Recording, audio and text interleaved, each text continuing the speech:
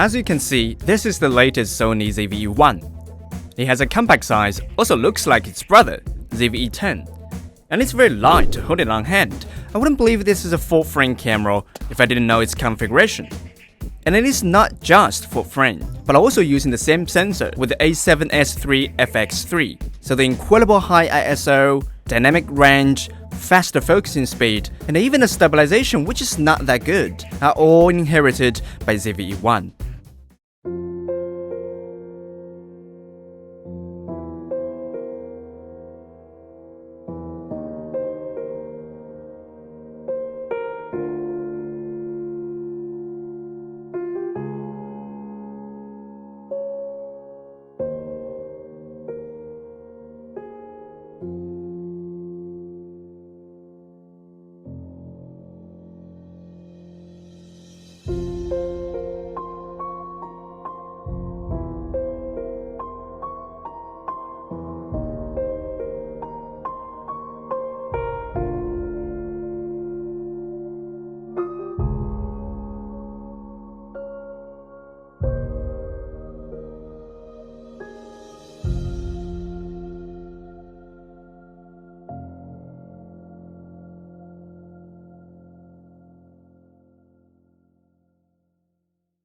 Since the graphic and ISO is the same with S3, so what makes the price difference?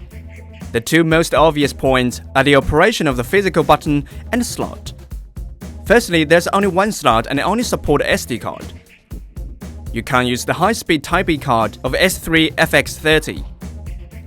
To shoot 4K 42 to 10-bit and other format, it requires at least V60 card. And it can't be 32G, SanDisk or Sony, none of them. The reason? It might cost by the insufficient cash. The solution for that is simple. Change it to 64G. By now, some of the audience may ask, without dual slot means no double backup. So what if there's some issues on the card and loses all the data? Well, for the activity or meeting recording, it's for sure quite risky. But for the mind filming needs like us, it'll be fine if you keep the card safely and do the backups. Secondly, the operation of physical button. The wheel of shooting mode is gone, and now it's replaced by a little switch. There's no front dial either. Compared with S3, I still prefer that bigger and heavier grip. The compact size also limited the hand grip. Every time when I move my thumb to parameter wheel, that is the time my long-suffered poor little thumb can do its work. Cooperated with my forefinger to fix camera, then I can adjust the parameters.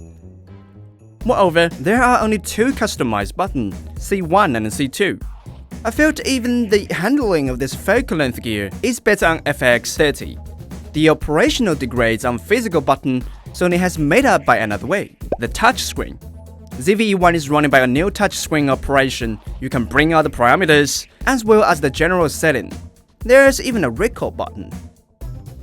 If you're holding it to do a selfie, then the other hand can operate on the touchscreen, previewing while adjusting. That's a very convenient operation improvement indeed. But why does it feel so familiar to me? Is it Canon or Panasonic? I think it's Canon. No, definitely Panasonic. Learn the good stuff and improve the touchscreen experience under a limited condition, that is alright. But so far, this touchscreen seems not smooth enough. I don't mean that's not functional, but compared to Canon and Panasonic, it still needs to be optimized. As a vlog camera, the video and audio quality is significant. Apart from the small sweater, which is equipped for the microphone, the digital audio interface microphone is also supported, like many other Sony cameras. Personally, I believe Sony won't remove this function because this is an exclusive interface on Sony, which would bring a lot of profit to them. Cooperated with this B10 microphone, that would produce a good performance for the daily shooting.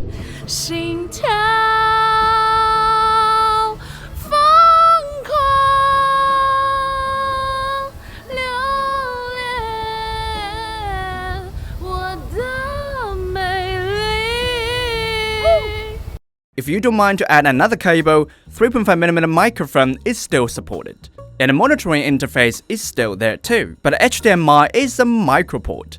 That's not efficient enough for a video recorder. So the graphic and high ISO are pretty good as well as the touch screen.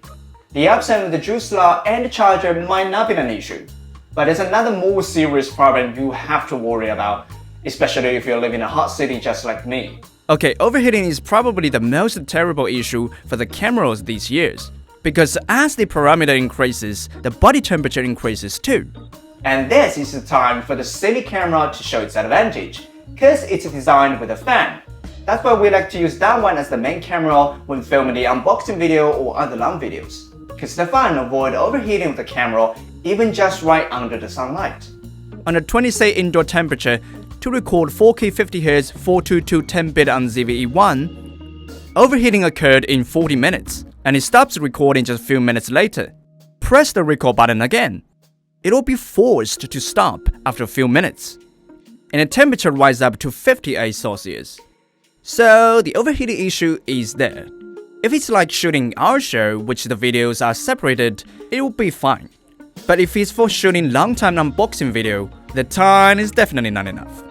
Well, there's a thing called cooling fan. It came out before the time when R5 and R6 was overheating, which costs you $20 and you can stick it on the back. It can dissipate the heat.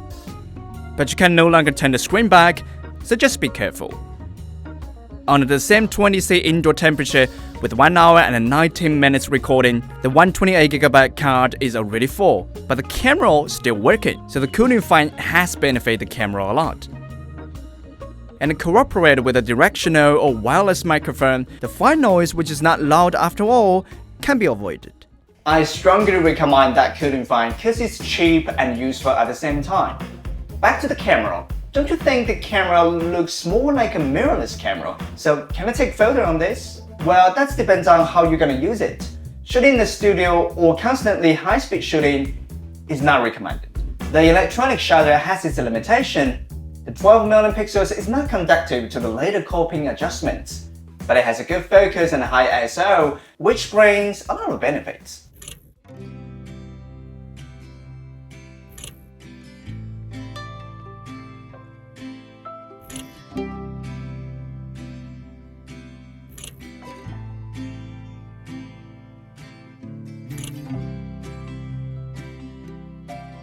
When zooming the picture, 12 million pixels is not as good as the full-frame camera, which has a higher pixels. But if it's for doing time-lapse photography, it cannot just capture pure night view, but also reduce the pressure of data storage. Creating a 4K video with 8 million pixels, there's still a room for you to crop. So yes, you can take photo on this camera, although it has many shots in many ways. But to shoot portrait and time-lapse photography is something really good. Oh, by the way, as we're creating this content, Sony hasn't provided free upgrade key for the 4K 120Hz, so we need to wait and see how the performance after that. So now in the S&Q mode, we can only take 50 frames slow down to 25 frames or 60 frames slow down to 30 frames. This is no different from shooting directly in video mode. Besides, you can receive voice in the video mode. I think we almost went through all the daily used functions, but I haven't mentioned the AI-based features. So let's have a try on it. Dynamic stabilization. The more intensive cropping than act mode, which will result out a better stabilization effect. Automatic framing and composition. Tracking object while cropping picture that makes the subject maintain a good position.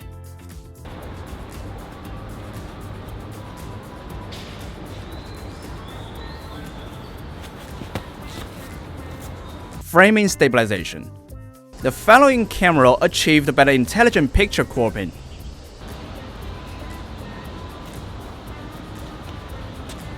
Cinematic mode, which is to change the ratio and add a filter. Simply say, still cropping. So these interesting functions are all achieved by cropping video with a lower graphic quality. If you are having fun with it and the quality is not important to you, that will do. But for us, to make 4K video program, this kind of a video cropping is too much. Not really practical. Fortunately, its main functions are good enough for me. As for these functions, just better than nothing. So is it worth buying? Buying ZVE1 means you have to accept its pros and cons. I choose to have a good graphic, high ISO and full frame, complete shooting parameters, and a relatively cheaper price. But the problem of worse grip, inconvenient operation, single slot, overheating comes after that. So is there a solution?